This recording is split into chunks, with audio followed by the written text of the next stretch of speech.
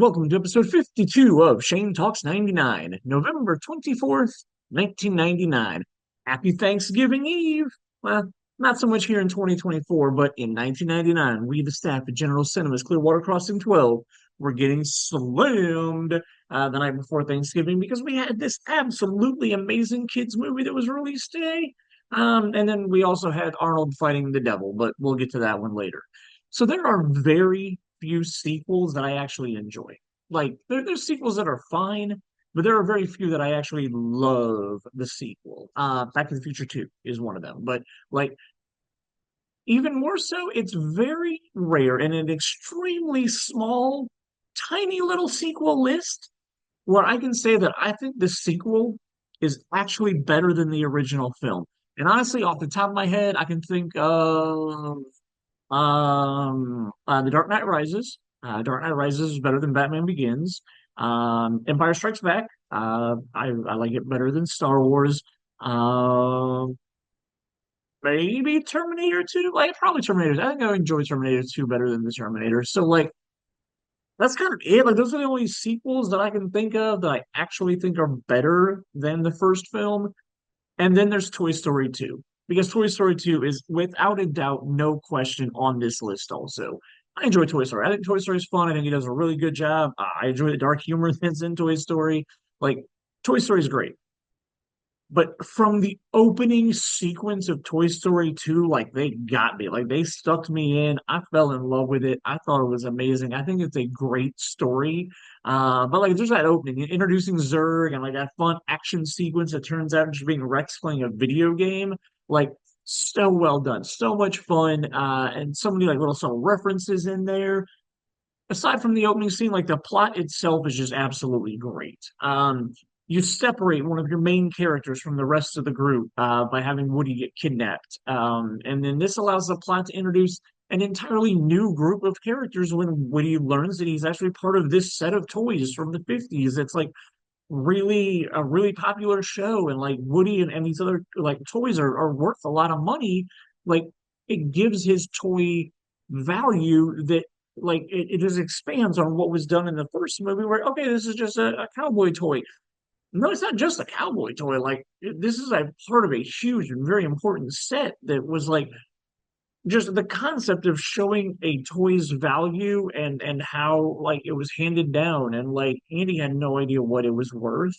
Um, it's a great concept. I think it's showing how this small piece of the puzzle, and it's a puzzle that we saw in Toy Story 1, is so much bigger. Like Toy Story 1 shows you how Buzz is part of this bigger world, and Buzz is the new hot super toy. Like all the other toys in Toy Story 1 are just part of Andy's playroom. Like, but now to know and reveal that Woody, years earlier was a similar toy to Buzz. Like he was huge and popular and is now valuable and worth money. Like it allows you to add in these other characters of Jesse and Bullseye and the Prospector and like when they do the old black and white footage, like showing the Woody's Roundup show, like that's amazing. Like that's just so well done and such excellent storytelling. Like it really makes this film so enjoyable. Like it's a generational thing. On multiple podcasts, I've talked about the fish out of water concept, the plot device that's used for a lot of movies and television shows and stuff like that. The fish out of water allows us as an audience to experience something the way that a character does when they are in a new environment where they don't understand what's going on. The original Toy Story, it was Buzz. Buzz was the new character. He was being acclimated to an existing group of characters, and we, as the audience, went on that journey with him.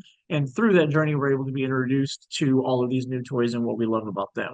So the sequel flips that. This sequel makes Woody the new character in a group of toys where we are learning as Woody is learning who and what he was and where his value lies. So let's cut back to the rest of the cast. We've established what Woody is off doing and what we're doing with him. We have our cast that we are associated with, that we know, that we love. We get to follow them on a mission. Like they go on a road trip, like a quest.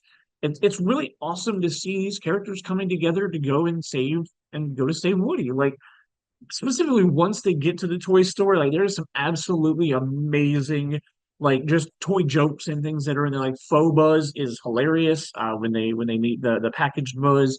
Uh, um Barbie is really well done and handled in that movie, and like obviously that sequence has that absolutely amazing reference to Jurassic Park, which is still literally one of my favorite shots in this entire movie. And it's like speaking about all these homages, like man, there is a list of homages in Toy Story 2. Like the opening video game scene alone just has so many fun science fiction Easter eggs. Like you've got the sounds of the lightsaber going on. You've got the sounds of the Cylons and the red laser beam eyes. There's a point where he's jumping on the floaty things and it plays the theme music from 2001 A Space Odyssey. Like, of course, there's the I am your father line, which stolen straight from Empire Strikes Back. Mr. Potato Head uses his hat like Odd Job at one point in the movie, and then like Buzz does like the Spock Vulcan thing at one point when he's saying goodbye to himself. Like so many great like references in this movie that just again add to how much I related to and loved and enjoyed this movie. Like, it was obviously made by people who love a lot of the same stuff that I love. Luckily, we've got the absolutely amazing cast back: Tom Hanks, Tim Allen, Don Rickles, Jim Varney, Sean Wallace. Strike that, reverse it, Wallace Shawn, Annie Potts, Pixar staple John Ratzenberger. And then we throw in some amazing new character voices: Joan Allen, Kelsey Grammer, Wayne Knight. Like, such a great cast going on right there. So Toy Story 2 opened 25 years ago today on 3,236 screens, bringing in $9 million dollars today. It would go on to do $13 million dollars on Thanksgiving Day. Black Friday gave it $22 million dollars more, $21 million dollars more on Saturday, and wrapping up the weekend at $13 million dollars on Sunday. Grand total of $80 million dollars for a 5-day opening weekend on a holiday weekend. Um, Everything said and done, Toy Story 2 ended up being the third highest grossing film of 1999. And like I often talk about how great 1999 is just for film in general. And I've done this entire podcast talking about how many of these movies I love and how great they are. We're obviously not batting 100%. There's some crap that came out in 99 also, but overall, so many great and amazing things happened in 99. And most years we're lucky if we get one really good animated movie. Like I literally can't think of. I mean, I'm sure there was something animated that came out this year that was good, but like I can't think of anything off the top of my head. And I don't see all the animated movies anymore. I've heard good things about Wild Robot. I haven't had a chance to see that yet. But like in 1999, we had the Iron Giant, we had Tarzan, and now we have Toy Story 2. Like that's epic right there. That is absolutely amazing to have three phenomenal animated films all come out within the same year. So yeah, really great year for film in general, but specifically for these three animated movies in 1999. So let's move on to Arnold taking on the devil. This movie is so wild. It's wild and weird in so many ways. Like I don't even really know where to start. Plot's pretty bonkers. So I got a lot of side stories to talk about with End of Days. There's weird ways that I have memories of End of Days. So like first up, I remember the teaser trailer for End of Days where like on the screen it had 666 and like red numbers or like it might have been black and glowing red numbers or something like that. But then like as the trailer is going on, those 666s flip upside down to make 999 and then the one fades in to let you know the movie's gonna take place in 1999. I don't know why. Like that trailer just sticks out in my head. The fact that it goes from 666 to 1999, like I don't know, it's stuck with me all these years. Back in September, we talked about Gabriel Byrne and a film called Stigmata, and I gave you the tease that in Stigmata he played a priest who is trying to save a woman who is dealing with this stigmata and being possessed by a different evil priest. Well, now Gabriel Byrne gets to flip and be on the other side of this battle, where in this film, he plays the devil. He plays a banker who gets possessed by the devil. And literally, like, I just remember, like, it happens like in a bathroom at a restaurant. I don't really understand how or why the devil chooses him at this point, but that's what happens. And so the devil chooses his body, and then he like walks out and like he walks back to the table that he was at, and there's like a female there, and he just like full on like gives her like breasts a big groping sequence, and then like walks off like all super cool and whatnot. And like that scene literally sticks out with me just for like how bonkers it was. And I mean, through the rest of the movie, he gets to do some pretty crazy stuff. There's some awkward sex scene stuff that goes on. Like it's a weird movie. Like it's bonkers. Arnold gets to be Arnold in this movie. He's this angry at God cop. His wife and daughter were killed like a year or so earlier before the movie takes place. He blames God for all of it. It obviously gives him a redemption of faith story arc that obviously, movies need.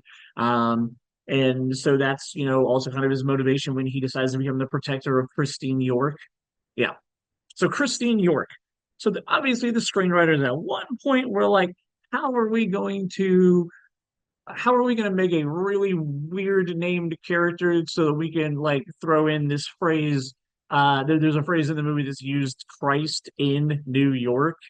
And so like somehow like the detectives in this movie connect Christ in New York to Christine York. Like I don't I again, like I mean I write some really weird stuff sometimes, but like the fact that a screenwriter was like, this is how we're gonna make him realize who he's gonna go protect. I'm just like, come on, man, that is such a stretch. But anyway, Gabriel Byrne's devil is coming to Earth to impregnate a woman. It's essentially to begin the Armageddon, to begin end of days. He has to knock up a chick. I guess specifically this chick, because I don't understand why he wouldn't just go knock up any random girl. Again, I may not have been 100% paying attention during my rewatch, but for whatever reason, he has to impregnate Christine York. So by midnight on New Year's Eve, by the time it rolls over into 2000, like the whole Y2K happens, before that happens, he's got to knock this chick up. So why he waits till like a couple of days before New Year's Eve to even show up, I don't know why he didn't try to start pursuing this like months ahead of time. But again, plot, who knows? There's a bunch of like satanic side stuff that's going on. There's a bunch of betrayal stuff that goes on. There's a bunch of resurrecting dead characters so that they can come back and do more stuff that goes on. Apparently, the devil literally can like do whatever he wants, except have sex with this one person. That somehow Arnold is able to continue to prevent him from that. So like, this script is wild. It's so all over, but like not in a bad way. I'm not saying like this is a bad movie in any way. It's an Arnold movie from the late '90s.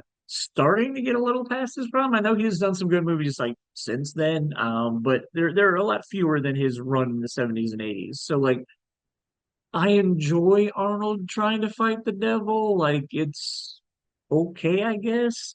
But sadly, one of the things that End of Days falls unfortunately into is the post The Matrix CGI stuff. And I've talked about this numerous times in Shane Talks 99.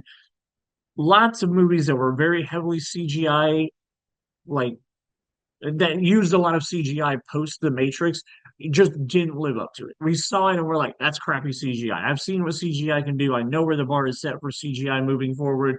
Unfortunately, you came out after The Matrix and your CGI is garbage. And like that literally happens in this movie where there's like a half head that's talking and it just looks terrible, like really bad. Um, Again, not necessarily End of Days' fault, but it's just kind of one of those rough things that makes it a difficult watch. The film was directed by a guy named Peter Hyams. Not a very popular name. You've probably never heard of him, but I will say that he's done quite a few things that I actually enjoy. He most notably directed, well, most notably for me, a film called Stay Tuned. It was a John Ritter comedy that I really love, where John Ritter gets sucked into a satellite, him and his wife get sucked into a satellite dish, and then they're put in all of these parody shows that were like, there's a sequence of, Wayne's World. There's a sequence where they're on game shows. Like, and well, and the devil was in that movie also. I guess this guy might just really like movies where the devil is the antagonist. Granted, the devil in that one was Jeffrey Jones, who in real life turned out to be a devil. I think we talked about him. Oh, he was in Ravenous earlier this year. So yeah, Jeffrey Jones. We don't need to talk about him at all anymore. But he also directed The Presidio, which is a really good movie. And then he did two John Claude Van Damme movies in the '90s, Time Cop, which is a lot of fun. I really enjoy Time Cop. Again, time travel, sci-fi, not the greatest use of time travel, but it is what it is. Then he also did Sudden Death, the Jean-Claude Van Damme hockey movie, which, I mean, I like hockey a lot, so I kind of just gave it a pass for how not really good that movie is also.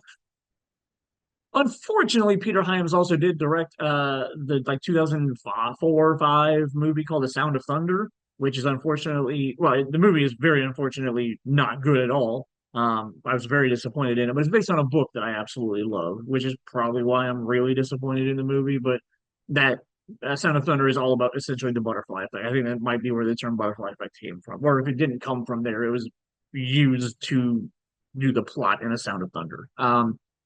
Anyway, besides Arnold and Gabriel, we got a pretty good cast in here. Robin Tooney, huge in the '90s, Encino Man, Empire Records, and The Craft, plays the character I've talked about, Christine York. Kevin Pollak plays Arnold's partner. CCH Pounder is another detective in the movie. Also, Rod Steiger plays a priest in this movie. Not a good guy priest, but a priest that's part of this satanic cult. Anyways, End of Days did not do well at the box office this holiday weekend. We had $80 million for Toy Story. We had $31 million over 5 days for End of Days. It was in third place over the weekend. Also, James Bond was still able to stick there, having come out a couple of days earlier, but it still rocked in second place for the holiday weekend. Now, the final bit that I want to talk about with End of Days makes me happy because it makes me bring up and tell a story about me and Dave Mayer. And with everything going on in the Mayer family recently and Dave passing away, anytime that I can bring up Dave's name, I absolutely will and want to. So, in my entire history and all of the 20 years that I worked in movie theaters, um, I have only ever dealt with a 30 sheet one time. Now, let me explain this. A movie poster, its technical term is called a one sheet. It is one sheet of paper that is 27 inches by 40 inches. That is a movie poster size. It's referred to as a movie poster, obviously, but the official name for it is a one sheet. Then you've got something a little bit bigger, most commonly referred to as a bus shelter.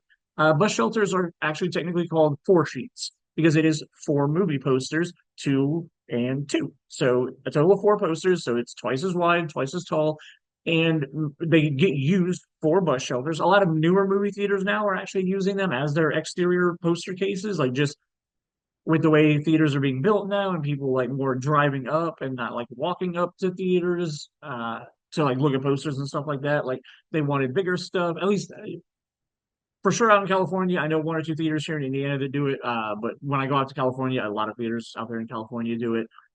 So that is called a 40 sheet. So, or I'm sorry, not 40, four sheet. A 30 sheet is 30 movie posters put together. This one is sideways. It's not a straight up and down movie poster, but they're all turned sideways. So it's, what would that be? It would be five posters tall and six posters long when they're sideways. Um, let's try to do the math on that. You take five posters sideways at 27 inches is 100. 100 to 135, divide that by 12. So it's like 11 feet tall.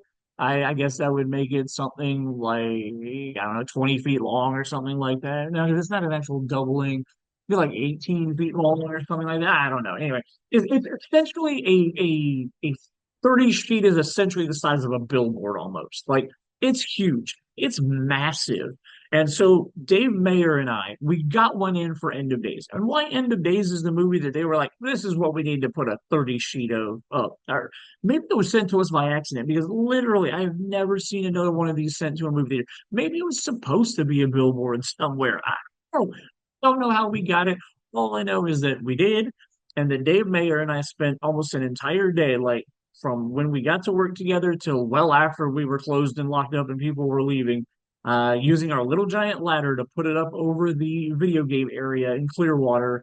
And it was like, all 30 of these came and we had to like lay them out on the ground because you had to make sure that they were all in the right order. And then we were doing them, columns at a time. So that we only had to move the ladder over, every column that we got done instead of, going across and then down. We would do all the columns, move the ladder over, do the next column. So, like on the floor of the lobby of Clearwater, I had the whole 30 sheet laid out, and then I would be handing them up to him while he was taking them up there and putting them up. It was huge, it was massive. It took us forever to do, partially because we were doing some of it while we were open. It got a lot easier once the lobby was closed off and we could lay them all out and people weren't there. But like only 30 sheet I have ever put up in a movie theater in my entire life. It was huge. It was massive. I don't know why End of Days was the movie that we did it, but like I said, it gets me the chance to tell a story about Dave Mayer and a memory that I have of him, and I will do that every single opportunity that I have. So that's really it for End of Days. I don't know. I remember putting it up sometime before Thanksgiving weekend. It was up there for a while. But yeah, So Shane Talks 99 is going to have a small extended break. It's the holidays, both now and in 1999. We'll be back on December 3rd. And then we're entering the last month of Shane Talks 99, which is kind of sad. But I mean, at the same time, I've got, some other stuff coming up next year to work on and to do that's going to be, more important than a weekly podcast. So a little bigger and better project next year. I've absolutely loved doing this podcast. And you might be like, Shane, oh no, 1 month to go. There's only going to be a couple of episodes left. That was my audience voice right there. Um, don't worry, there's 7 episodes to do in December alone. Apparently, the film studios decided to stagger a lot of their releases for the holidays in 1999. So we're going to have 7 episodes to do in 4 weeks, so or over the course of 4 weeks. So don't worry, you'll still get a lot of me. And then honestly, truth be told, I'm going to do one wrap up episode on January 1st also. So there's 8 more episodes of Shane Talks coming, Shane Talks 99 coming.